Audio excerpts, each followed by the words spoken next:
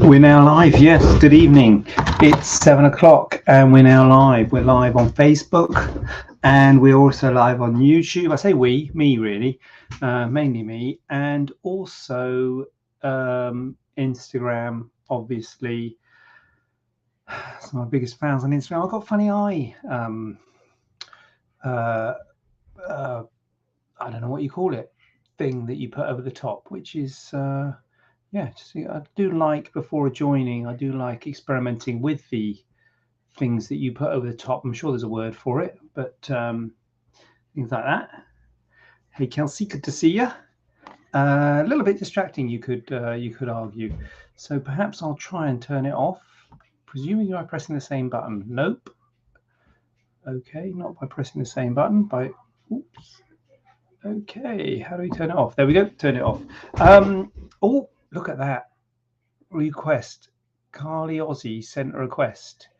Now, Carly Aussie, normally people do that because it was a mistake.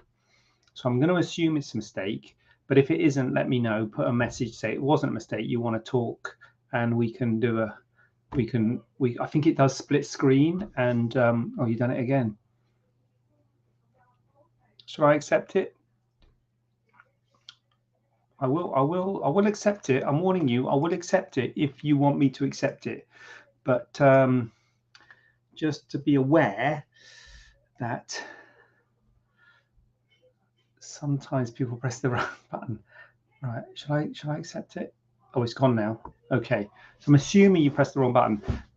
It's quite easy to press the wrong button, but by all means, just put a message, say you do want to talk, and we can do a split screen, or maybe that can be a new dimension to the Q&A, because God knows we need a new dimension. But at the moment, we've only got this dimension, so we're going to stick with it, which is Q's and A's. If you've got a Q, then please feel free to ask, and I will do my level best to respond.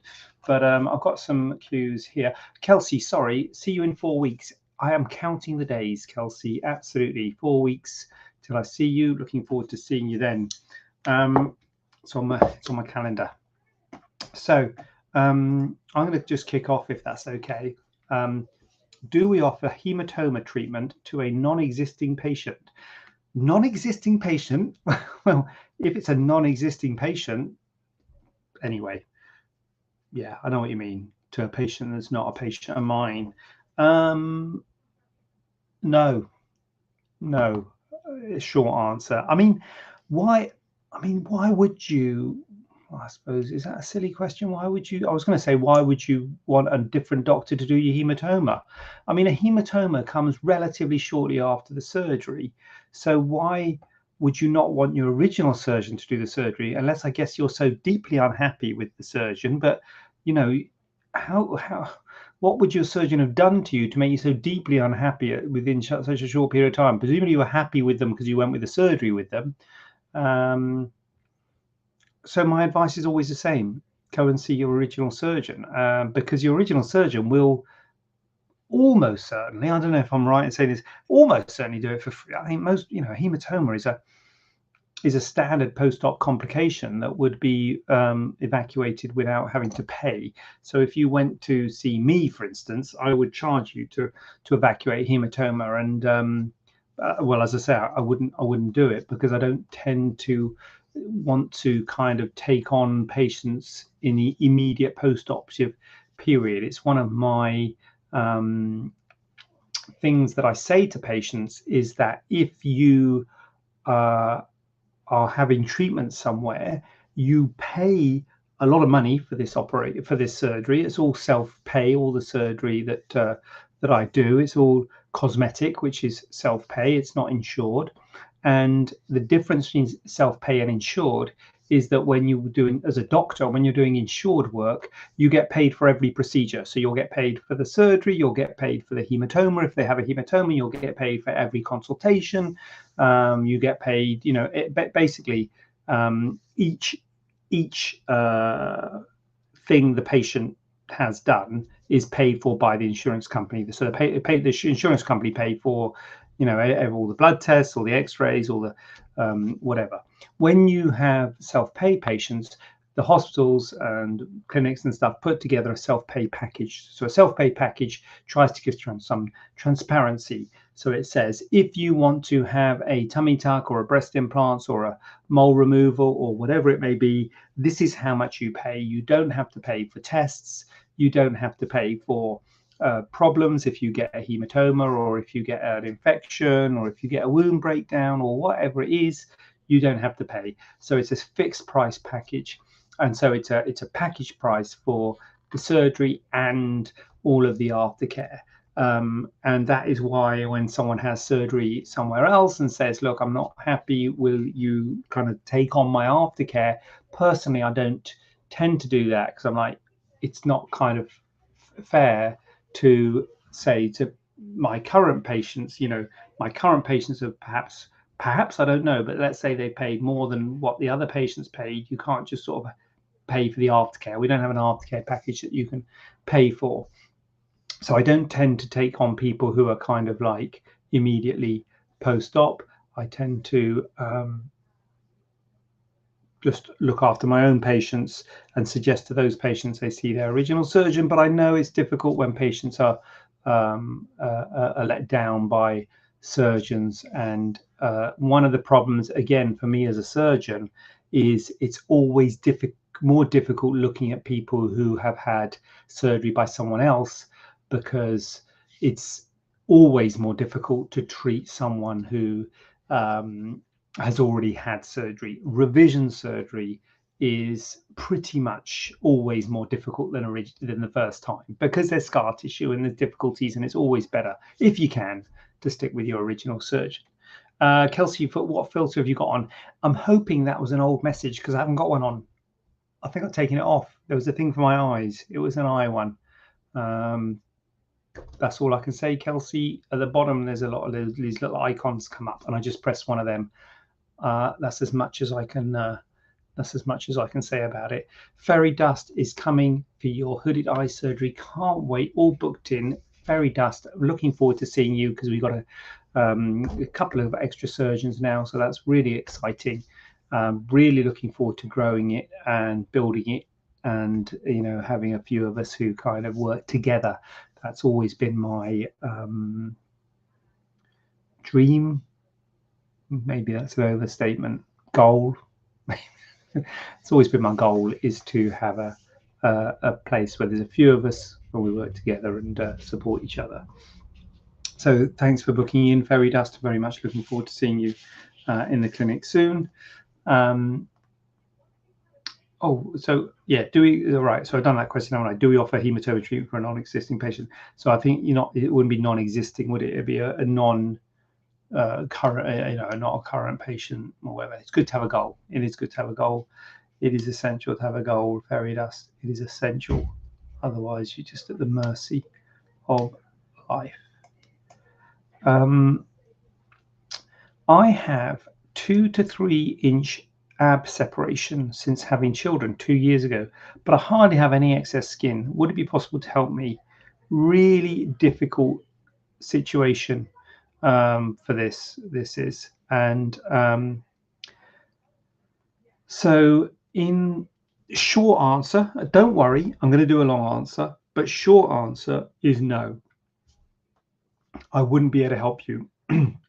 If you've just got an abdominal separation of your muscles, your rectus abdominis muscles, your six-pack muscles are apart, and you've got what we call a divarification of the recti muscles, or diastasis of your recti muscles, so your recti muscles are apart and you've got a bulge, usually because having children, particularly multiple pregnancies, can stretch those muscles apart, and there's a bulge there.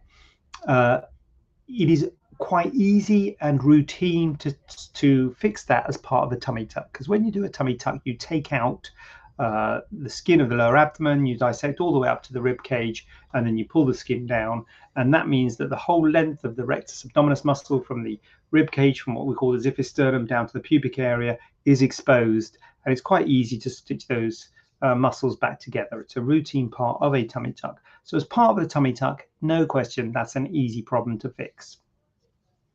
If you don't have a tummy tuck, however, and you just have that ab separation, and you don't have enough skin for a tummy tuck, because some people don't have enough skin, like this patient hasn't got enough spare skin that you can actually do a tummy tuck. You can't remove that skin that you normally remove with the tummy tuck, which goes from the belly button all the way down, and you just want to have a repair of the ab separation. Well, then it is possible to do it. I know a minute ago I said the answer is no. It is possible to repair that, but the problem is, how do you get to those muscles to bring them together? Because if you're kind of just, well, the answer to it is you make a direct incision over it. You make an incision straight down the middle, and you can repair the muscles that way. So it is possible to do it. So I said I wouldn't do it. It is possible to do it, and it's possible to do it by making an incision straight down and bringing those muscles together. The problem is that's not a great scar. It kind of looks like you've had a laparotomy. It looks like you've had abdominal surgery, and it's just not a great scar. And from a cosmetic point of view, it's not good. So so I don't think personally, I don't, you know, I guess, you know, and for a 2 to 3 inch ab separation, I probably wouldn't do it. When you do a tummy tuck, the scars in your bikini line, and it's much more cosmetically acceptable.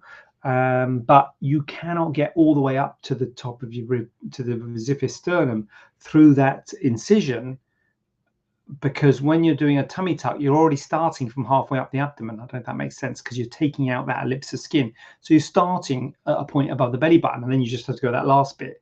If you were doing it starting at the pubic area, and you have to go all the way up past the belly button, now, what the heck do you do with the belly button? And you know, I have tried it. I'll be honest with you. Full disclosure, I have tried it. That's why I'm saying no. Because I have tried it, and just between you and me, there's no one here, is there? Just between you and me. I mean, I'll be honest with you, it didn't work. I tried it on someone that didn't have exactly this. It's going back a bit now, but it still, I won't say haunts me. That's probably a wrong word to use. But you know, it's still kind of upsetting to me that I did try and do this, and I tried to make that lower abdominal incision. I tried to go all the way up and repair the divarification of the erectile muscles without doing a tummy tuck. And as I say, it's quite an easy thing to do with a tummy tuck. It was I wouldn't say a nightmare, but it was pretty bad. And not only was it pretty bad, I didn't really fix it. And I think I had to go. I think I went back and tried it again and still didn't fit. It was painful, and it's just like, oh God, why this is so hard, because you're trying to go all out this massive tunnel, this deep dark tunnel. You're trying to put stitches in, and oh God, it's hard. So yeah, not doing that again, I tell you. So yeah, so back to the short answer, I wouldn't do it. I don't want to put myself through that again. I don't want to put myself through that again, trying to do it through a horizontal incision.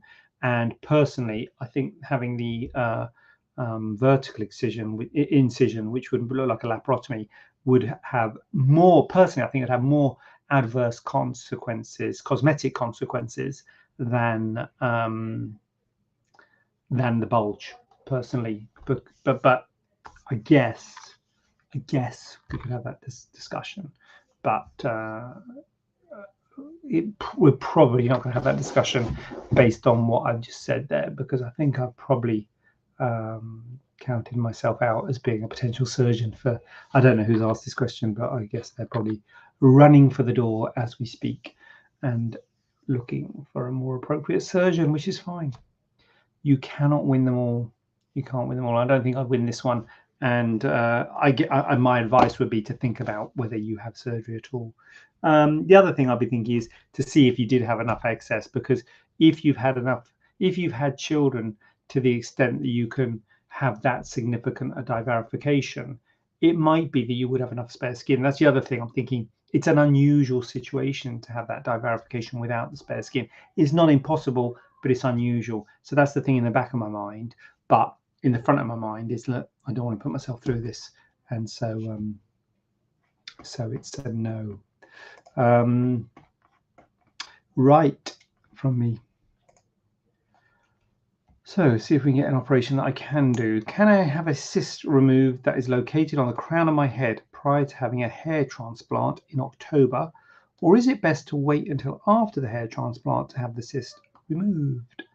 Um,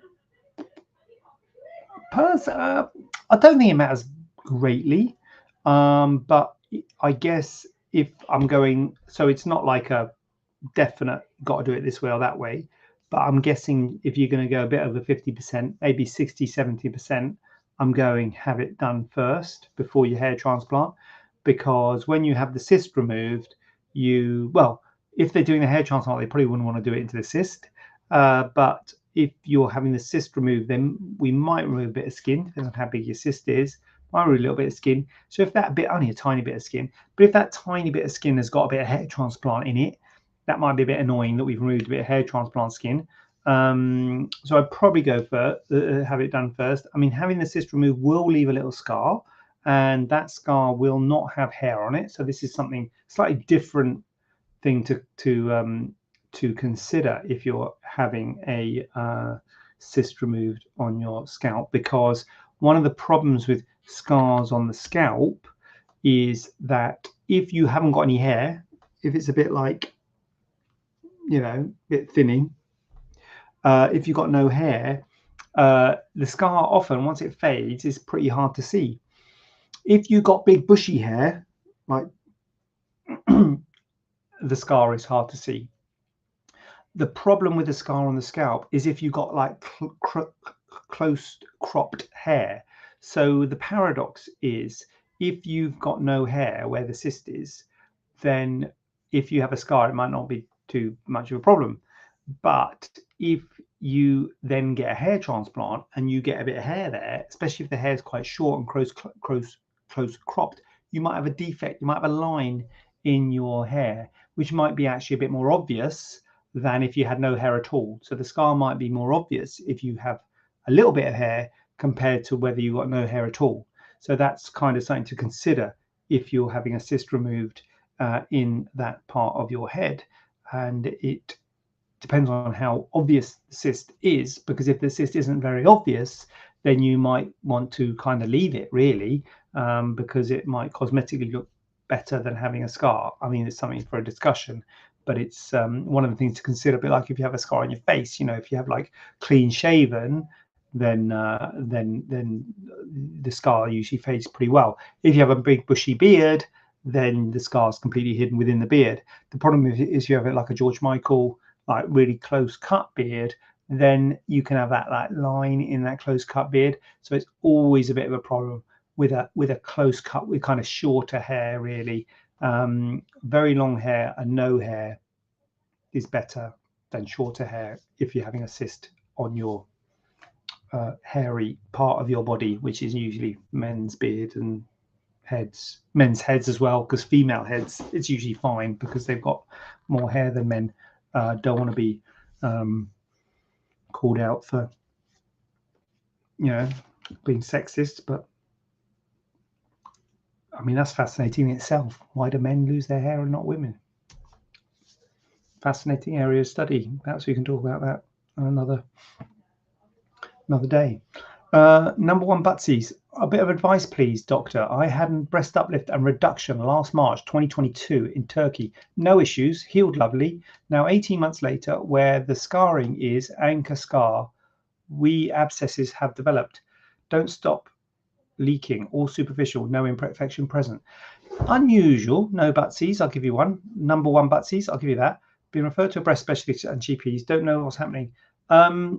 Unusual for that long after the surgery, 18 months, but probably the issue is going to be at the T-junction is the tightest point. If you look at the markings of a breast lift, then or breast reduction, then the tightest point is that T-junction, and there's an awful lot of sutures at the T-junction, and if the sutures don't dissolve, then they can cause this sort of problem. They can cause localized superficial abscesses, infections. They can spit out and they can cause problems, and that's the most common place to have it. 18 months, I'll be honest, is a long time to have it afterwards. Usually it's in the first few months afterwards. But if that's all, probably the answer. There's some suture material in there. It's all the body's got annoyed with it and is kind of spitting it out. And so it depends on how bad it is. It would be like, usually, well, often you don't need anything. If it gets infected, you might need some antibiotic. If it's really bad, you might want to look at maybe taking some suture out, especially after 18 months, because it's all pretty well healed. So kind of exploring the area and seeing if there's kind of suture material there that needs to be removed, because we often use, well, personally, I often use quite a long dissolving, a suture that takes a bit longer to dissolve as my first suture. It's often the only one I put in at that T-junction, and because it's a heavier, stronger suture, and I put it in at the T-junction because that's where I need the heaviest suture. Because when you put it in, if you ever see the surgery, it's under a lot of tension. So if you use a lighter suture, that often breaks. So I put a strong suture at that T-junction, but I try and hide it deep, because if you don't hide it deep and if it gets too superficial, because it's a strong suture, it takes a lot longer to dissolve because it's kind of thicker. They dissolve by being in contact with water. And so a suture, like a tube of suture, has got water all the way around it. But when you have a knot, the water of your body around it is kind of like just on the outskirts, and it's not getting to the center of it. So after a while, it doesn't dissolve because there's so much suture material. Because again, when we do knots, you do kind of throws. So you do certain throws, like when you do your shoelaces off, that'd be one throw, but you will often do more throws at the T-junction, which will give you a bigger knot, which will be stronger, but will actually potentially take a bit longer to dissolve. So that's can be an issue. Sorry, there's comments coming up left, right, and centre. Bring her to a breast specialist. They have no answer. It's all around the nipples and T-junction. Yes, it's like my body is opening the scars up. Doctors in Turkey say any stitches in breast would be dissolved by now. Okay, well, doctors in Turkey will probably know because they know what sutures they used. One of the problems with sutures is they say, so it depends on what suture they use, because I've got a lot of stick. Go and look at my, well, you don't have to, but if you did look at my YouTube video on how long does a suture take to dissolve, because that was something someone asked me on one of these Q&As, and I said, oh, it depends on what type of suture, and they all the comments said, oh, you haven't answered the question, but it does. I mean, there's some sutures, PDS, for instance, takes a lot longer to dissolve than monocryl. So some sutures take longer to dissolve, Vicryl. So they will say the suture takes, I don't know, 6 weeks, 8 weeks to dissolve or something like that. But they're talking about the thread of the suture. When it comes to a knot, you can't really say how long that takes. But I agree with the doctors in Turkey in that 18 months is a long time to still be getting problems with sutures. But that's kind of what it sounds like. If you're getting it at the T-junction, that's kind of what it sounds like. So I don't know what to say. Probably just treat it conservatively in terms of infection, treat it with antibiotics and dressings if needs be. If it's really bad, then you might need it to be explored to see if there's any suture material that can be removed, because that will make it heal quicker. But if it's not suture material, I don't know what it is. Number one, butsy. My money is on it being a suture material and being a knot, and there being a foreign body in there. But that's my my view. But it's hard, isn't it? Well, I haven't seen you. I don't know. So I always say it's best to see the people who did the surgery and getting examined and stuff. So you say that the doctors in Turkey have said that. Have they seen you? You want them to see you, examine you, have a look what's going on, because it's kind of easy to say the stitches would have been dissolved by now, but you have got a problem. So it's like, what is the cause of the problem? So you really need to get someone to see you to see if there's what's the issue.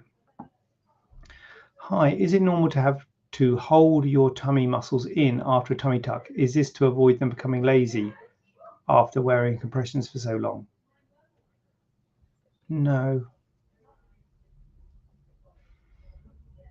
I mean, I think it's good to hold your tummy in general, but no, I mean, I wouldn't say that's normal. The problem, loco loopy-loos, is, and I was talking to someone about this morning, all doctors give different. So I'm assuming your doctor told you this. All doctors give different advice, and it's not that some are right and some are wrong. It's that we've just all got our own views. So if your doctor said this, then I go with it. You know, it doesn't sound unreasonable. I think, you know, exercising muscles is good. They say that about your pelvic floor, isn't it? You're supposed to sort of clench to sort of strengthen your pelvic floor. So I think, you know, I think it's probably going to help, I guess, to hold your tummy muscles in. But personally, I don't tell people to do that. But if it, you know, if that's what your doctor said, then that's fine. Is it normal? I don't know. I haven't heard it before. Doesn't mean it's not normal. But I don't think I don't think it's a common bit of advice. I don't think. Might be wrong. Well, pause due to poor connection. Oh, great. That's the internet. Anyway, Facebook's all right. Oh, right, I'm back. Okay, good. So I don't think it's normal, loco loopy loos, but it doesn't sound that abnormal. So if that's what your surgeon said, go with it and see if it helps. But number one, Butsy's back. One breast has actually lost volume as it doesn't stop leaking this green stuff. Okay, that's a good view. Yeah, number one, Butsy, 18 months post-op, green stuff leaking. I'm thinking there's something in there. There's a foreign body in there. There's something in there, whether it be stitch or something. It's not normal 18 months post-op. I would say you need to see your surgeon and to maybe have it explored, have a look. Do we need to think about x-ray? Could there be a bit of swab in there or something? I don't know, because it's not normal. And if it's losing volume and stuff, there's something, it sounds like something going on 18 months post-op. And you know, does it need to be explored? But yeah, it's always difficult doing it like this. But yeah, that's one of the problems with Turkey and stuff, isn't it? Oh, you've had a scan, well done, or mammogram. Yeah, okay, well that's good. So you've had an X-ray, which is the mammogram scan. Apart from that, well, that's good. So there's no swab in there, so that's reassuring. So I've got to be honest. I'm going back to my suture hypothesis. But if it's not a foreign body, it's good that you've had had investigations, a scan, and a mammogram. That's really good. But I guess it doesn't move you forward, but at least it eliminates stuff, which is reassuring. Because I guess the next step, well, I don't know, is to explore the wound. I'm assuming there's a wound. If there's a wound, if there's a break in the skin, to kind of explore that. I don't know if anyone's done that. But yeah, sounds like a bit of a worry. Strange question, I know, but that's what my surgeon advised me to do. Oh, okay, I'd never heard it neither, but thank you. Yeah, loco loopy loos. I would go with what your surgeon says. I don't want to. I often get people saying stuff on here, and I always say, look, talk to your surgeon in the same way that if one of my patients went to another surgeon and said, oh, how long do you think I should wear the binder for? Or, you know, when can I do this or when can I do that? I feel like saying they should really ask me, or how tight should I have the binder and stuff like that, because I talk to my patients about it and I give them my view on it and my take on it and how I want to manage my patients. But we've all got different views. Funny bunch, plastic surgeons. It's a lot of things which you've got kind of like opinion, and I would just go with your surgeon. And if they've said that, then they've probably got good reason to say that, and I would go with them, and don't listen to some random guy on the internet. Go with your surgeon would be my advice. No, nothing. Yes, lots of wounds. Oh, we've done the hair transplant one.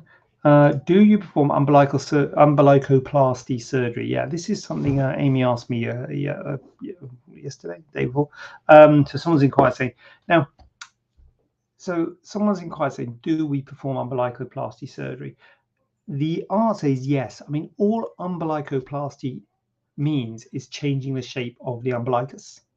So changing the shape of the belly button. So do we change shapes of belly buttons? Well, yes, but I really need a bit more context on it, because what is the problem? Usually people have had surgery, commonly tummy tuck, because part of the tummy tuck is resighting the belly button. So there might be problems with the shape of the belly button. But you could have a laparotomy, which has a scar through the belly button. You might not have had surgery at all. You might have been born without a belly button or with a problem with your belly button. So it's kind of like, what is the problem with the belly button?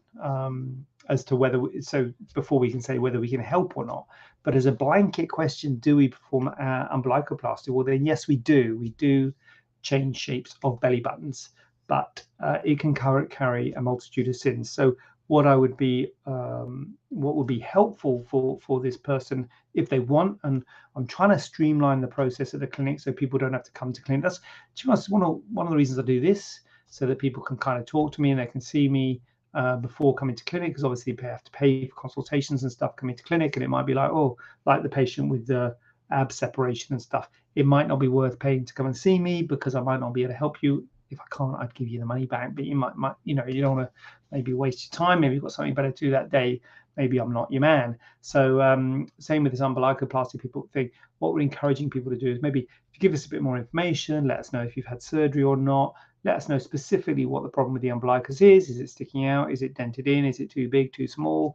And send us a photo. It would be really helpful, because then we can get a good idea of what the problem is, and then we can often give you a good idea of whether or not we can help, and also give you an idea of how much it might cost if you were to need to have some surgery before you actually have to start paying money and coming to see us for clinics and appointments and stuff like that. But in general terms, yeah, changing the shape of umbilicus is a thing that that we would do, and is a thing that plastic surgeons do.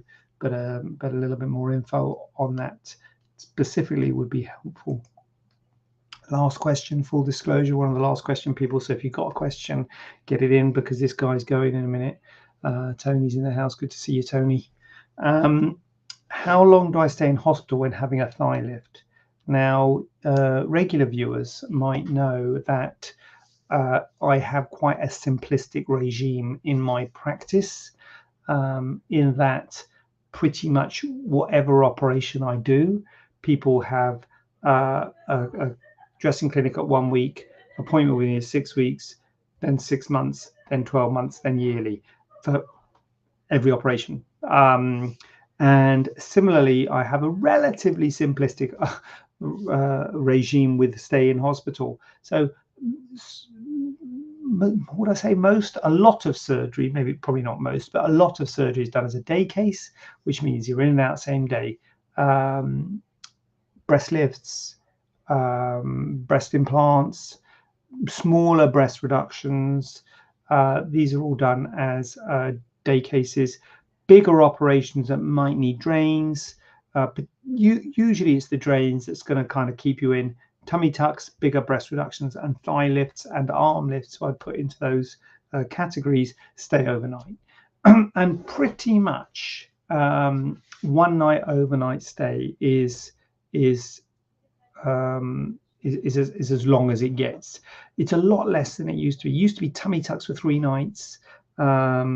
But now everything's, I don't know what's happened. It's like, what's happened in the world? Why were they 3 nights before? Could they not have gone at home at 1 night? I don't know what's happening. I lived in that world when there were 3 nights. I used to keep people in for 3 nights and drains in for 3 nights and all this. And now I'm taking the drain out after 1 night and they're going home. And it's just the way the world, I don't know. Maybe they could have gone home. Well, presumably they could have gone home at 1 night back then, but we just all, because everyone did it. I mean, even circumferential tummy tucks is 1 night. 1 night in hospital, drains out home. Capsulectomies, 1 night, drain out and home. So, some people back in the day, and maybe even still today, people are leaving drains in for weeks, 2 weeks, but we're leaving them less and less. So yeah, so the normal regime for a thigh lift will be 1 night stay in hospital, drains in, see you the next day, get you up, walking around, drains out, home. So yeah, that's the normal, try and get you pottering around and up and about at day 1. And home. That's quite a big thigh lift as well, because I only do the longitudinal incision, so I don't do the limited incision in the groin. So it's quite a big operation, a thigh lift. But nevertheless, despite that, still 1 night in hospital, and then you go home the next day. So that is the hospital stay of a thigh lift for those who are interested. So apparently Bake Off's back on. Face it, but anyway, daughter wants to watch it, so I'm gonna keep my voice down. Don't want to be critical of Bake Off. Anyway, so go and sit in with that. If you've got any other questions, Speak now or forever hold your peace. Well, you don't have to forever hold your peace. You can leave a message, or you can, well, no, leave a message. That's basically the only. Well, you can join next week and ask it live. So yes, so I'm very much looking forward to seeing you next week, 7 o'clock. And please do leave a comment in the description. Does that work? It doesn't work on Instagram, does it? I don't know. Direct message me on Instagram, or leave a comment on Facebook, or not Facebook, YouTube. Yeah, and Facebook can use comments. I don't know. Anyway, you just leave a comment or phone up or something if you've got any questions. And Loco Loopy Loos. I wish I could like that. Thank you for thanking me, and good luck with the tensing your muscles. Yeah, I don't know. Let me know if it works. I think it's not bad advice. Loco Loopy Loos, tense your muscles. As I say, a bit like do your pelvic floor at the same time. Who knows? We might all be doing it. You might have a visionary surgeon that we've got the Barts meet. Actually, when's the Barts meeting?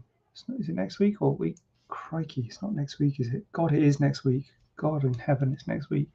Yeah, so got them out. Yeah, that'll maybe it's a thing. So anyway, but I say it's next week. It's the end of the week. It's Thursday, Friday, Saturday. So Tuesday I will be here in a live setting. So I'm very much looking forward to seeing you all then.